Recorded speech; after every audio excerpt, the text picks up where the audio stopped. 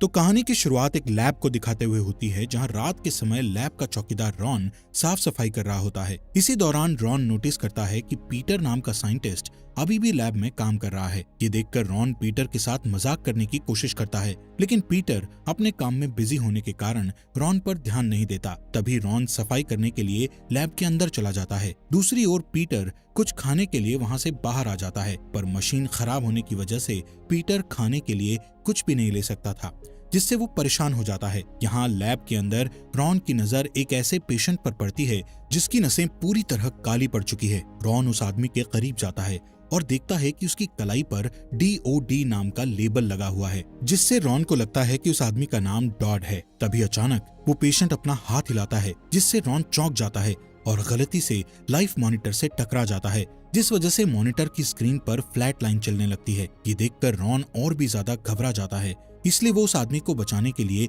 उसे CPR देने का सोचता है। लेकिन तभी उस आदमी के मुंह से ब्लड निकलने लगता है, जिससे रॉन को बहुत ही बदबू आती है। इसलिए वो बदबू को रोकने के लिए उसके मुंह में मिंट डाल देता है, जिसके बाद वो उस आदमी के चेस्ट को दबाने लगता है। तभी अचानक से रॉन का हाथ उसके पेट में चला जाता है, जिससे रॉन डर जाता है और चिल्लाने लगता है। रॉन की आवाज सुनकर उस आदमी को होश आ जाता है। यहाँ हमें पता चलता है कि वो आदमी कोई नॉर्मल इंसान नहीं है, बल्कि एक ज़ॉम्बी है। खैर, वो ज़ॉम्बी तुरंत रॉन पर हमला कर देता है और उसे बुरी तरह मार डालता है। यहाँ पीटर अभी भी उस मशीन को सही कर रहा होता है, जिस वजह से उसका ध्यान लैब के अंदर नहीं जाता। इसके बाद रॉन ज़ॉम्बी में बदल जाता है और पीटर पर हमला करके उसे मार डालता है। अगले दिन हम एक स्कूल में बेन, कार्टर और ऑगी नाम के 3 स्टूडेंट्स को देखते हैं, जो कि एक स्काउट ग्रुप में शामिल होते हैं, जिसका लीडर रॉजर्स होता है। वो सभी मिलकर उनके स्काउट की एक वीडियो भी बनाते हैं, ताकि उस वीडियो को देखकर स्काउट में और भी लोग शामिल हो सकें। लेकिन कोई भी उनके स्काउट में शामिल होना नहीं चाहता था, क्योंकि सबको लगता था कि इस उम्र में सिर्फ लूजर्स ही स्काउट में शामिल होते हैं। खैर, यहाँ रॉजर्स तीनों स्टूडेंट्स को बताता है कि आज रात ऑगी को स्काउटिंग का हाईएस्ट बैच दिया जाएगा, इसलिए आज रात सभी कैंपिंग के लिए जाएंगे। इसके बाद कार्टर और बेन घर के लिए निकल जाते हैं, जहाँ रास्ते में दोनों अपने स्काउट के बारे में बातें करते हैं, जिससे पता चलता है कि वो दोनों इस स्काउट में सिर्फ ऑगी के लिए शामिल हुए थे। असल में जब ऑगी के पिता की डेथ हुई थी, तब से वो बहुत अकेला महसूस करता था, इसलिए ऑगी के लिए दोनों ने स्काउट में शामिल होने का फैसला किया था। लेकिन अगले साल कार्टर और बेन का ग्रेजुएशन होने वाला था और उन्होंने अभी तक किसी भी लड़की को डेट नहीं किया था। साथ ही वो दोनों किसी भी पार्टी में भी नहीं गए थे। यहाँ कार्टर बेन से कहता है कि हम स्काउट की यूनिफॉर्म के कारण बच्चों की तरह दिखाई देते हैं, इसलिए हमें जल्द से जल्द इस स्काउट को छोड़ना होगा। ये सुनकर बेन कार्टर से बहस करने लगता है, जिस दौरान बेन का ध्यान सड़क से हट जाता है और उनकी गाड़ी एक हिरण से टकरा जाती है, जिससे उस हिरण की डेथ हो जाती है। साथ ही इस एक्सीडेंट के कारण उनकी कार का टायर भी पंचर हो जाता है। दोनों कार से उतरते हैं, जहां कार्टर उस हिरण के साथ एक सेल्फी लेता है और बेन कार के टायर को बदलने लगता है। इसी दौरान कार्टर की बड़ी बहन कैंडल अपनी दोस्त जेफ और क्लोई के साथ वहां आ जाती है और उनकी कार को खराब देखकर वहीं रुक जाती है। यहाँ हमें पता चलता है कि बेन कैंडल को पसंद करता है, लेकिन कैंडल जेफ को डेट कर रही थी, इसलिए वो अपने दिल की बात कैंडल को नहीं बताता है। वहीं कैंडल बेन को एक छोटे भाई की तरह मानती थी, जिस वजह से बेन को बहुत बुरा लगता है। यहाँ कार्टर क्लोई के साथ फ्लर्ट करना शुरू कर देता है। ये देखकर जेफ उनकी यूनिफॉर्म का मजाक उड़ाता है। इसके बाद बेन कैंडल को हिरण के बारे में बताता है, जिस पर कैंडल देखती है कि सड़क पर ब्लड के निशान के अलावा कोई भी हिरण नहीं है, जिससे बेन को अजीब लगता है और वो सोचता है कि शायद वो हिरण सिर्फ घायल हुआ था। इस बीच कार्टर टाउन में होने वाली पार्टी के बारे में पूछता है, जिस पर जेफ उसे पार्टी का एड्रेस देता है और उन दोनों को पार्टी में इनवाइट करता है, जिससे कार्टर बहुत खुश हो जाता है और आज रात होने वाली पार्टी में जाने का सोचता है। लेकिन जब वो बेन को इस बारे में बताता है, तो बेन उसे कैंप के बारे में याद दिलाता है। अब कार सही करने के बाद वो दोनों घर लौटते हैं, जिस दौरान कार्टर बेन को अपना प्लान समझाते हुए कहता है कि हम सबसे पहले कैंप में जाएंगे और जब ऑगी सो जाएगा तब हम चुपके से पार्टी में चले जाएंगे और फिर सुबह होने से ठीक पहले वापस कैंप में आ जाएंगे। यहाँ बेन का पार्टी में जाने का मन नहीं था, पर कार्टर के बार बार मनाने के कारण वो पार्टी में जाने के लिए मान जाता है। इसके बाद हम रॉजर्स को देखते हैं, जो कि अपने स्काउट की कैंप साइट पर जा रहा होता है, जिस दौरान उसे साइंटिस्ट पीटर का एक टैग दिखाई देता है। वो उस टैग को देख ही रहा था कि तभी उसे झाड़ियों में कुछ हलचल महसूस होती है, इसलिए वो चेक करने के लिए झाड़ियों के पास आ जाता है। तभी अचानक से एक हिरण रॉजर्स पर हमला कर देता है। ये वही हिरण होता है जिसका बेन की कार से एक्सीडेंट हो गया था। असल में ये हिरण भी एक ज़ॉम्बी बन चुका था और रॉजर्स को खाना चाहता था। खैर, रॉजर्स अपने पास रखे एक चाकू से हिरण की आंख में वार करके उसे मार डालता है, पर जैसे ही वो आगे बढ़ता है तो ज़ॉम्बी पीटर रॉजर्स पर हमला करके उसे काट लेता है। इस बीच कार्टर और बेन शराब खरीदने के लिए एक स्टोर में जाते हैं। अब क्योंकि वो दोनों नाबालिग थे, जिस वजह से वो शराब नहीं खरीद सकते थे, इसलिए कार्टर एक पागल आदमी को पैसों का लालच देकर उससे शराब खरीदने को कहता है, जिस पर वो आदमी स्टोर के अंदर जाकर शराब की जगह दूसरी चीजें खरीदने लगता है। ये देखकर कार्टर जल्दी से स्टोर के अंदर चला जाता है और उस पर चिल्लाने लगता है। ठीक इसी समय डेनिस नाम की एक खूबसूरत लड़की स्टोर के बाहर आती है। जिस दौरान डेनिस के बैग की स्ट्रैप टूट जाती है, तब बेन डेनिस की मदद करते हुए उसके बैग की स्ट्रैप को ठीक कर देता है, जिससे खुश होकर डेनिस भी उसकी मदद करने का सोचती है। इसलिए वो स्टोर के अंदर जाकर उनके लिए शराब खरीद कर ले आती है। इसके बाद डेनिस सड़क की दूसरी साइड बने एक एडल्ट क्लब में चली जाती है। असल में डेनिस इस क्लब में डांसर की जॉब किया करती थी। खैर, यहाँ बेन और कार्टर डेनिस के पीछे पीछे उस क्लब में जाने का सोचते हैं, लेकिन तभी उनकी नजर क्लब के बाउंसर पर पड़ती है, जो कि बहुत ही डरावना दिखाई देता है और क्लब के अंदर नाबालिग लड़कों को जाने से रोकता है। इसलिए वो दोनों उस जगह से भाग जाते हैं और कुछ समय बाद हम उन्हें कैंप साइट पर देखते हैं, जहां ऑगी भी पहुंच चुका था, पर अभी तक उनका लीडर रॉजर्स वहां नहीं आया था, जिस वजह से वो तीनों बहुत हैरान हो जाते हैं। तब ऑगी को लगता है कि शायद रॉजर्स बैच देने से पहले उसका टेस्ट ले रहा है। फिर वो तीनों लड़के कैंप साइट को तैयार करने लगते हैं, जिस दौरान तीनों को बहुत मजा आता है और वो एक अच्छी टीम बन जाते हैं। इसी तरह रात हो जाती है, पर अभी भी रॉजर्स वहां नहीं आता है, इसलिए तीनों लड़के कैंप फायर करते हुए आपस में बातें करते हैं। यहाँ ऑगी कहता है कि मेरे पिता के जाने के बाद मुझे अच्छे दोस्त मिल गए और मैं बहुत खुश हूँ, इसलिए मैं वादा करता हूँ कि मैं इस स्काउट को कभी टूटने नहीं दूंगा। दूसरी तरफ हम पार्टी में कैंडल को देखते हैं, जो कि कार्टर और बेन के वहाँ ना आने के कारण बहुत टेंशन में होती है। वहीं जेफ को कुछ भी फर्क नहीं पड़ता और वो डांस करके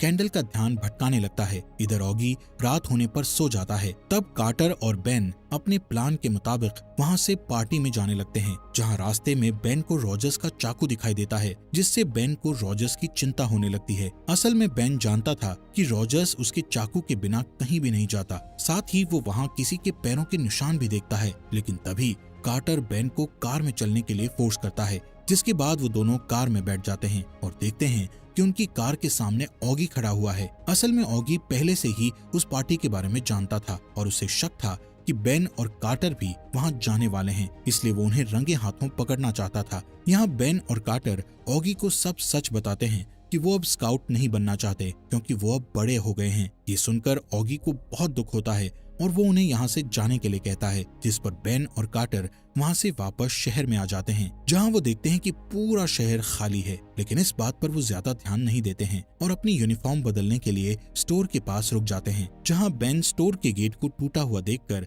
बहुत हैरान होता है। तभी कार्टर उसे आवाज लगाता है और बताता है कि डेनिस के क्लब का बाउंसर गेट पर नहीं खड़ा है, इसलिए हम अभी अंदर जा सकते हैं। फिर वो दोनों उस क्लब के अंदर जाते हैं, जहां वो देखते हैं कि पूरा क्लब खाली है। तभी बेन एक स्टेज के सामने बैठ जाता है, जिस दौरान वहां एक डांसर अपना शो शुरू करती है, लेकिन ये डांसर ज़ॉम्बी में बदल चुकी थी और डार्क लाइट की वजह से उसकी काली नसें दिखाई नहीं दे रही थी। तभी वहां कार्टर भी आ जाता है और डांसर पर पैसे फेंकना शुरू कर देता है, जिससे वो ज़ॉम्बी डांसर पोल डांस करती है और पोल से उल्टा लटक जाती है। तभी अचानक उस डांसर की गर्दन टूट जाती है, जिससे बेन और कार्टर के ऊपर उस डांसर का ब्लड गिर जाता है। वो दोनों कुछ समझ पाते कि तभी वहाँ क्लब का बाउंसर आ जाता है, जो कि अब ज़ॉम्बी में बदल चुका था। वो बाउंसर उन पर हमला कर देता है, जिससे डरकर बेन वॉशरूम की ओर भागने लगता है और बाउंसर उसका पीछा करता है। यहाँ पोल डांसर कार्टर पर हमला कर देती है, जिससे बचने के लिए कार्टर एक टूटी हुई बोतल को उसके सिर पर मार देता है। दूसरी तरफ बाउंसर बेन को ढूंढ लेता है और उसके ऊपर हमला करने लगता है, पर तभी वहाँ डेनिस आ जाती है और उस बाउंसर को गन से शूट करके मार डालती है। इस बीच ऑगी रॉजर्स के घर जाने का फैसला करता है, पर जब वो उसके घर में जाता है तो उसे वहाँ कोई भी नजर नहीं आता। इसलिए ऑगी एक छोटे से बोर्ड पर रॉजर्स के लिए एक मैसेज छोड़कर जाने लगता है। इसी दौरान उसका पेट दर्द होने लगता है, जिस वजह से वो वॉशरूम में चला जाता है। तभी हम गार्डन में रॉजर्स को देखते हैं, जो कि अब ज़ॉम्बी में बदल गया था। यहाँ रॉजर्स ऑगी को वॉशरूम की खिड़की से देख लेता है और उसे खाने के लिए वहाँ आ जाता है, पर तभी ऑगी वॉशरूम से बाहर आ जाता है, जहां वो रॉजर्स को ज़ॉम्बी के रूप में देखकर चौंक जाता है, जिसके बाद रॉजर्स उस पर हमला करने लगता है। इसलिए ऑगी उससे बचने के लिए इधर उधर भागने लगता है और घर के सामान को उठाकर उस पर फेंकने लगता है, पर किसी भी चीज से रॉजर्स को फर्क नहीं पड़ता है। इसलिए ऑगी बेसमेंट में भागने की कोशिश करता है, जिस दौरान रॉजर्स उसे सीढ़ियों से धक्का दे देता है, जिससे ऑगी बुरी तरह गिर जाता है और रॉजर्स उसका पीछा करके बेसमेंट में आ जाता है। लेकिन इस बार ऑगी रॉजर्स को एक स्प्रे और लाइटर की मदद से जला देता है और फिर उसे एक कुर्सी से बांधकर वहां से चला जाता है। दूसरी तरफ क्लब में डेनिस बेन और कार्टर को बताती है कि पूरे शहर में ज़ॉम्बीज ने हमला कर दिया है, इसलिए हमें उनसे बचते हुए इस शहर को छोड़ना होगा। तभी एक ज़ॉम्बी उन्हें रोकने की कोशिश करता है, जिससे डेनिस उसे शूट करके मार देती है। तब गन की आवाज सुनकर बाकी के ज़ॉम्बीज भी उनकी ओर आने लगते हैं। ये देखकर वो सभी बेन की कार में बैठ जाते हैं और वहां से भाग जाते हैं, पर थोड़ी दूर जाने के बाद ही उनकी कार का टायर निकल जाता है। इसलिए बेन और कार्टर उसे ठीक करने के लिए बाहर आते हैं, जबकि डेनिस ज़ॉम्बीज को उनके पास आने से रोकने लगती है, पर तभी उसकी गोलियां खत्म हो जाती हैं, इसलिए वो उन्हें खाली गन से ही मारने लगती है। जिसके बाद वो दोनों कार का टायर सही कर देते हैं और वहां से जाने लगते हैं, जिस दौरान एक ज़ॉम्बी तेज स्पीड से उनकी ओर आता है और कार की विंडो तोड़ देता है, जिससे डरकर बेन अपनी कार मोड़ देता है और मदद के लिए पुलिस स्टेशन जाने लगता है। जब वो पुलिस स्टेशन पहुंचते हैं तो उन्हें वहां कोई भी दिखाई नहीं देता है। तभी उनकी नजर एक मैसेज पर जाती है, जिसमें लिखा था कि सभी बचे हुए लोगों को सिक्योरिटी चेक पॉइंट में रखा गया है। यहाँ किसी को कुछ समझ नहीं आ रहा था, इसलिए बेन और कार्टर आपस में बहस करते हैं कि आखिर अब उन्हें क्या करना चाहिए। लेकिन उसी समय कई सारे ज़ॉम्बीज वहां पर आने लगते हैं, इसलिए वो तीनों स्टेशन के अंदर आकर गेट को बंद कर देते हैं। इसके बाद वहां एक ऑफिसर आ जाता है, जो कि अब ज़ॉम्बी बन चुका था। वो ऑफिसर उन तीनों को देखकर अपनी गन चलाने लगता है, जिससे बचने के लिए कार्टर एक कुल्हाड़ी उठा लेता है और बेन फायर एक्सटिंग्विशर पकड़ लेता है और फिर वो दोनों एक साथ उस ऑफिसर पर हमला करने लगते हैं, जिससे वो ऑफिसर जल्द ही मारा जाता है। जिसके तुरंत बाद बाहर खड़े ज़ॉम्बीज स्टेशन का गेट तोड़कर अंदर आने लगते हैं, इसलिए वो तीनों भागकर अपने आप को एक लॉकअप में बंद कर लेते हैं, जिससे वो ज़ॉम्बीज उन तक नहीं पहुंच पाते हैं। यहाँ बेन और कार्टर को ऑगी की फिक्र होने लगती है और वो दोनों उसके बारे में बात करने लगते हैं, जिसके बाद कार्टर वहीं पर सो जाता है, जबकि बेन एक मॉप से नुकीला हथियार बनाता है और डेनिस से बातें करता है, जिस दौरान उन्हें किसी कार से म्यूजिक बजने की आवाज सुनाई देती है। इस म्यूजिक को सुनकर वो सभी ज़ॉम्बीज स्टेशन से बाहर जाने लगते हैं। तब वो तीनों यहाँ से बाहर निकलने का सोचते हैं, पर लॉकअप की चाबी बाहर टंगी हुई होती है, इसलिए बेन कार्टर से उसकी रबर्स लेता है, जिसकी मदद से वो चाबी उठाने की कोशिश करता है। यहाँ स्टेशन के बाहर हम ऑगी को देखते हैं, जिससे पता चलता है कि ऑगी ने ही कार का म्यूजिक ऑन किया था, ताकि ज़ॉम्बीज का ध्यान म्यूजिक पर आ जाए, जिससे वो स्टेशन के अंदर जा सके। खैर, ऑगी जैसे ही स्टेशन की ओर बढ़ता है तो वो गलती से एक कार से टकरा जाता है, जिस वजह से कार का अलार्म बजने लगता है, जिसकी आवाज से सभी ज़ॉम्बीज का ध्यान उस पर चला जाता है और फिर वो सभी उसका पीछा करने लगते हैं। ये देखकर ऑगी जल्दी से अपने फ्रेंड्स के पास आ जाता है, जिस दौरान वो गलती से लॉकअप की चाबी में पैर मार देता है, जिससे वो चाबी एक छेद में जाकर गिर जाती है। पर ऑगी उन्हें चिंता ना करने को कहता है और अपनी स्काउट से सीखी स्किल्स का यूज करके लॉक खोलने लगता है। तभी वहाँ एक ज़ॉम्बी आ जाता है। तब बेन उसे मॉप से हमला करके मार डालता है। इसके बाद वो सभी वहाँ से बाहर निकलकर भागने लगते हैं, जिस दौरान उन्हें रास्ते में एक ट्रक दिखाई देता है। पर जैसे ही वो उस ट्रक के पास जाते हैं तो देखते हैं कि उस ट्रक का ड्राइवर भी एक ज़ॉम्बी बन चुका है। यहाँ ऑगी को लगता है कि वो उस ड्राइवर से बात कर सकता है, इसलिए वो अजीब जानवरों की आवाज निकालकर उस ज़ॉम्बी ड्राइवर से बात करने लगता है और गाना गाकर उस ज़ॉम्बी का मजाक उड़ाता है। तब वो ज़ॉम्बी भी उनके साथ गाना गाने लगता है, जिससे सभी लोग एंजॉय करने लगते हैं। लेकिन अचानक से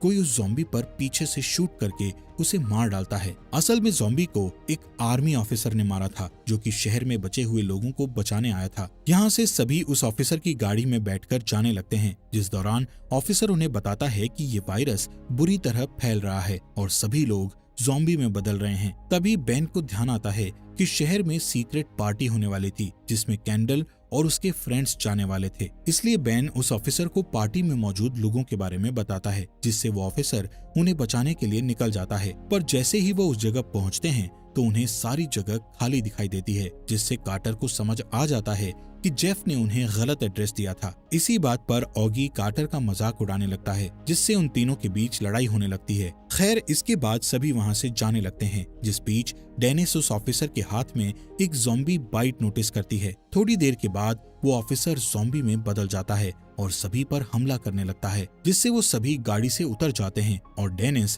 उस ऑफिसर को गाड़ी के गेट से बार बार मारकर उसे जान से मार डालती है। इसी समय उस गाड़ी में लगे रेडियो से एक मैसेज आता है, जिससे उन्हें पता चलता है कि 2 घंटे में पूरे शहर को ब्लास्ट कर दिया जाएगा, जिससे सभी परेशान हो जाते हैं। तभी कार्टर को याद आता है कि उसकी बहन कैंडल अपनी डायरी में हर चीज लिखती थी, इसलिए उसने अपनी पार्टी का एड्रेस भी लिखा होगा। इसलिए वो सभी पार्टी का पता लेने के लिए उसके घर जाते हैं, जिस दौरान कार्टर की पड़ोसी मिस फील्डर उन्हें देख लेती है, जो कि ज़ॉम्बी बन चुकी थी। इधर सभी लोग कैंडल की डायरी को खोजने लगते हैं, जिस दौरान उन्हें नीचे से शोर सुनाई देता है। इसलिए ऑगी और कार्टर चेक करने के लिए नीचे जाते हैं। यहाँ डेनिस बेन से पूछती है कि आखिर तुमने अभी तक कैंडल को अपने दिल की बात क्यों नहीं बताई, जिस पर बेन उसे कहता है कि मुझे इस चीज का एक्सपीरियंस नहीं है, जिस वजह से मुझे डर लगता है। तब डेनिस उसका हौसला बढ़ाने के लिए उसे किस करना सिखाती है। इसी बीच एक ज़ॉम्बी ट्रैम्पोलिन पर कूदकर उन्हें विंडो से देखने की कोशिश करता है। दूसरी ओर कार्टर पर मिस फील्डर हमला कर देती है, जिससे कार्टर बुरी तरह चीखने लगता है। तब कार्टर की चीख सुनकर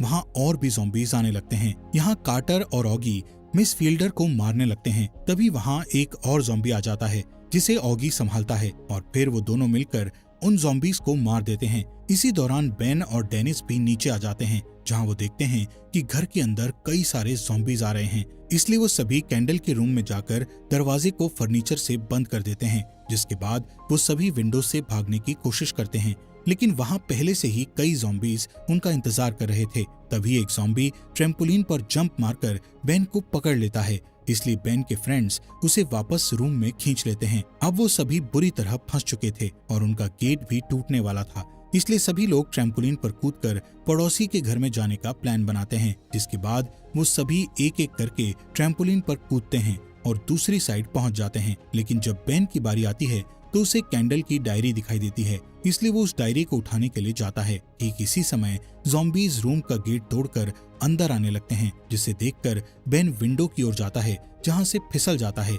इसलिए वो एक ज़ॉम्बी को पकड़ लेता है। अब क्योंकि नीचे कई सारे ज़ॉम्बीज थे, इसलिए डेनिस सभी ज़ॉम्बीज का ध्यान अपनी ओर करती है, जिससे बेन ट्रैम्पोलिन पर गिरता है और अपने दोस्तों के पास पहुंच जाता है। यहाँ से वो सभी मिस फील्डर के घर में जाकर छिप जाते हैं, जहाँ उन्हें किचन से कुछ आवाजें सुनाई देती है, इसलिए वो चेक करने के लिए किचन में जाते हैं। तभी अचानक ऑगी के कंधे पर एक ज़ॉम्बी बिल्ली आकर बैठ जाती है। तब डेनिस उसे एक पेन से मार देती है, लेकिन वहाँ और भी बिल्लियां होती है जो कि ज़ॉम्बी में बदल चुकी थी और वो सभी बिल्लियां उन पर हमला कर देती हैं, जिनसे बचने के लिए वो सभी गराज में भागते हैं और मिस फील्डर की कार चुराकर वहाँ से भागने लगते हैं, जहाँ उन्हें रॉजर्स दिखाई देता है, जो कि सड़क के बीच में खड़ा हुआ था। पर बेन वहाँ रुकने की जगह रॉजर्स के ऊपर कार चढ़ाकर निकल जाता है। इसके बाद बेन डेनिस को आर्मी से मदद लेने के लिए कहता है, इसलिए डेनिस एक बाइक लेकर आर्मी से मदद मांगने चली जाती है। यहाँ तीनों लड़कों को कैंडल की डायरी से उनकी पार्टी का एड्रेस पता चल जाता है, इसलिए वो तीनों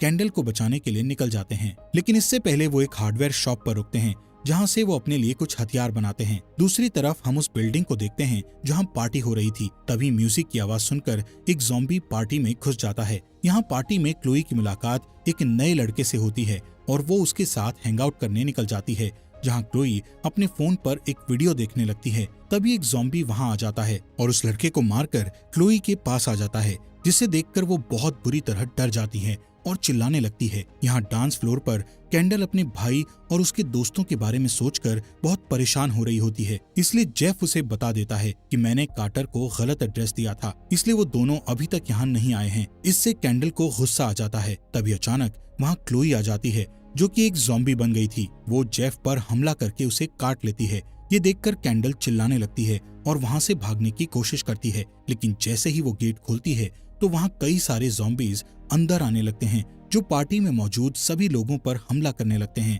जिसके बाद वहाँ बेन, ऑगी और कार्टर आ जाते हैं और ज़ॉम्बीज से लड़ने लगते हैं। यहाँ तीनों मिलकर अपने बनाए हथियारों से ज़ॉम्बीज को बुरी तरह मारने लगते हैं, जिस दौरान कार्टर के सामने उसकी क्रश क्लोई आ जाती है, जिसे मारने के बाद उसे बहुत दुख होता है। दूसरी ओर बेन के सामने जेफ आ जाता है, जिसे मारने के बाद बेन बहुत खुश होता है। फिर बेन कैंडल को बचाने की कोशिश करता है, लेकिन उसके रास्ते में कई और ज़ॉम्बीज आ जाते हैं। ये देखकर बेन के फ्रेंड्स उन ज़ॉम्बीज को मारकर रास्ता साफ कर देते हैं, जिसके बाद वो तीनों लड़के सभी बचे हुए लोगों को पार्टी से बाहर निकालकर गेट बंद कर देते हैं, ताकि कोई भी ज़ॉम्बी उनका पीछा न कर सके। फिर वो तीनों बिल्डिंग के अंदर बने बास्केटबॉल कोर्ट में पहुंच जाते हैं, जहां से भागने का उन्हें कोई भी रास्ता दिखाई नहीं देता। तभी ऑगी बताता है कि मैंने इमरजेंसी के लिए एक बॉम्ब तैयार किया था। वो उस बॉम्ब को बाहर निकालता है और सभी ज़ॉम्बीज को मारने के लिए उस बॉम्ब को जलाने लगता है। ठीक उसी समय डेनिस वहां आती है और उन्हें यहाँ से बाहर निकलने का रास्ता बताती है,